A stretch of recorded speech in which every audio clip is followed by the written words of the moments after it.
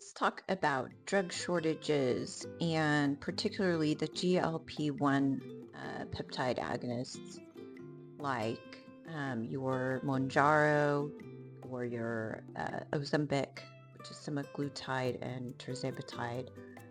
These drugs have been shown to be very popular in the last couple of years due to their multiple positive effects on health, such as lowering of hemoglobin A1C in type 2 diabetics, improvement in blood sugar control, weight loss, decreased cardiovascular risk in diabetics, and now even possibly some anti-inflammatory effects that we're seeing. There's been some talk about potentially decreasing the risk of dementia. There's a lot of research going on with these drugs. You've probably heard, especially if you've been on any of them, either the brand names or the compounded formulas, that there's been a lot of chatter about um, the brand names drugs coming off the shortage list from the FDA. So the manufacturers of these drugs, they have been fighting tooth and nail to make it so that people are less able to purchase the compounded drugs. And of course, we know that that's because the brand name drugs are on patent and they're very expensive, and the drug companies have a lot more money to make if the patients are forced to buy the brand name drugs. However, for most patients, it's been very difficult to get access to the brand name drugs for a couple of reasons. One being that they have been on shortage, so a lot of commercial pharmacies simply just don't have them in stock. And then, of course, the other reason being that they're very expensive, and some people's insurance will cover them and some people's insurance will not cover them. And so if you end up paying cash, that could be $1,200 a month and maybe more, which is why the compounding pharmacists jumped in and started making similar drugs in a sort of generic form. And one of the things that happened when the compounding pharmacists first started offering these so-called generic versions, there was a lot of controversy. The drug manufacturers like Novo Nordisk is the company that makes Wegovy, Ozempic, which is the brand name semaglutide patented formula. They actually sent a cease and desist letter to many of the compounding pharmacies around the country, telling them that they had to stop doing what they were doing, selling what they were selling, because they were saying that because the drug is on patent, they're really the only ones that have the right to make those formulas and sell them. There's also some other controversy where, and I don't really know, to be honest, I've talked to compounding pharmacists who are very well trained individuals with a great knowledge base about these things. And I've heard different stories. I've heard some people say that, as a patient, you really shouldn't be using the compounded drugs because they don't really have any oversight on how they're made or their safety profiles because they aren't regulated by the FDA. And that the semaglutide that was being sold in some of the compounding pharmacies was actually maybe sort of like a counterfeit version and not really tested on humans. They were saying it's a semaglutide salt and not a semaglutide acetate, which is a little bit different chemical structure. So all kinds of rumors going around about the safety. Is it safe? Is it not safe? And I really honestly don't know who to believe because, obviously both parties have a stake in whether or not they can sell what they can sell and how much money they can make.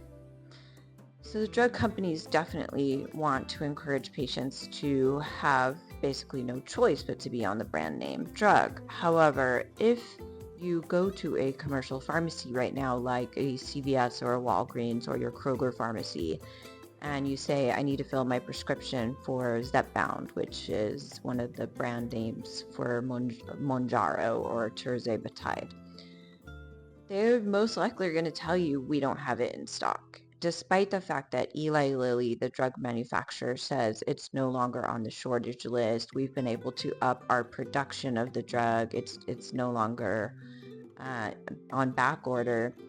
As that may be the case, there's these channels of distribution that have to, be working in order to actually stock the drug in the pharmacy. So a lot of patients still can't get it from their pharmacy, which is why they're still trying to go to alternate sources like the compounding pharmacies.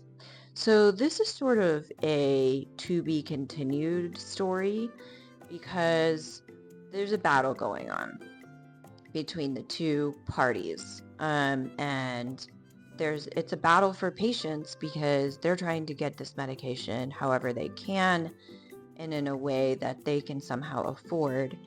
And then there's a battle between the pharmaceutical companies and the compounding pharmacists who are making alternate versions of these drugs.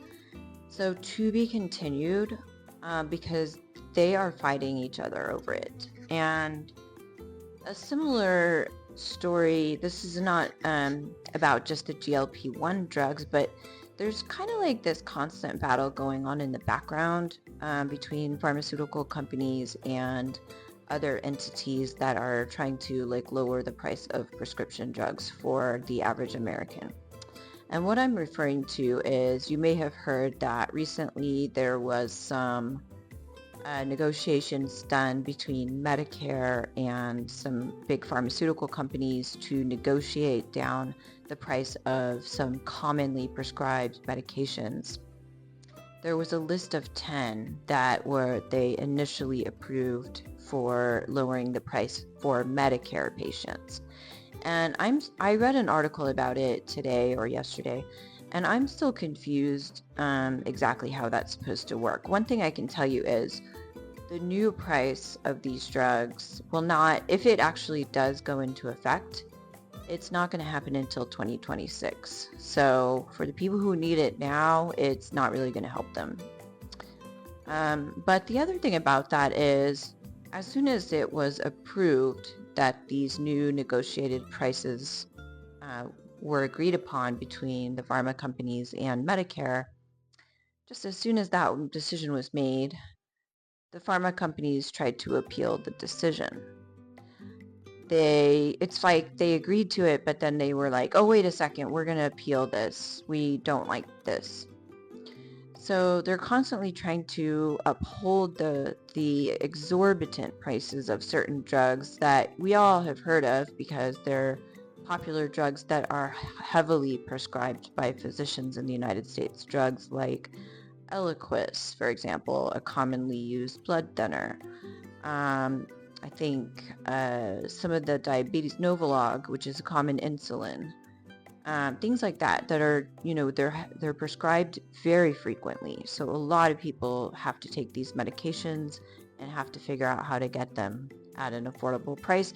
And when we're talking about Medicare patients, we're specifically talking about a population of people who's over the age of 65 and therefore are most likely retired or close to retiring and may be on a fixed income. So trying to price gouge one of the most vulnerable parts of our society in terms of their age and position in life, to me, is clearly a bunch of bullshit.